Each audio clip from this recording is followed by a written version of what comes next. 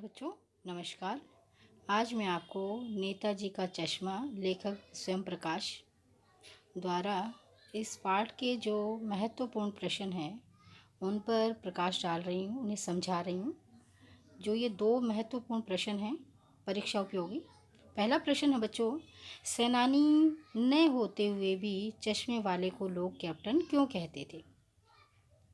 चश्मे वाला बच्चों कोई सेनानी नहीं था और न ही वह देश की फौज में था, परंतु फिर भी लोग उसे कैप्टन कहकर पुकारते थे। इसका कारण यह है कि चश्मे वाले में देशभक्ति की भावना कूट कूट कर भरी हुई थी। वह अपनी देशभक्ति और शक्ति के अनुसार देश के निर्माण में अपना योगदान देता था। कैप्टन के कस्बे में चौराहे पर नेताजी सुभाष चंद्र बोस की मूर्ति लगी हुई थी। मूर्तिकार द्वारा उस पर चश्मा नहीं लगाया गया था, अर्थात मूर्तिकार उस मूर्ति पर चश्मा बनाना भूल गया। जब कैप्टन ने नेताजी की मूर्ति को बिना चश्मे देखा तो उसे बहुत दुख हुआ। उसके मन में स्वतंत्रता सेनानी नेताओं के प्रति सम्मान और आदर का भाव था।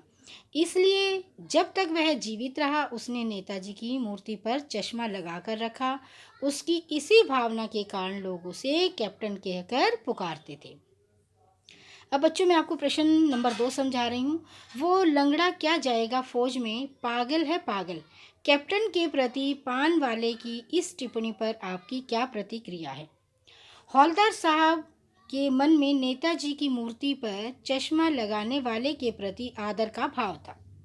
जब उन्हें पता चला कि चश्मे वाला कोई कैप्टन था तो उन्हें लगा कि वह नेताजी का कोई साथी रहा होगा, परंतु जब पान वाला उसका मजाक उड़ाते हुए बोलता है कि वह साहब एक लंगड़ा व्यक्ति है, वह फौज में कैसे जा सकता है, तो पान वाले का कैप्टन की हंसी उड़ाना हौलदार साहब को बिल्कुल भी अच्छा नहीं लगा कि वही एक ऐसा व्यक्ति है जिसने नेताजी की मूर्ति के अधूरे व्यक्तित्व को पूरा किया था।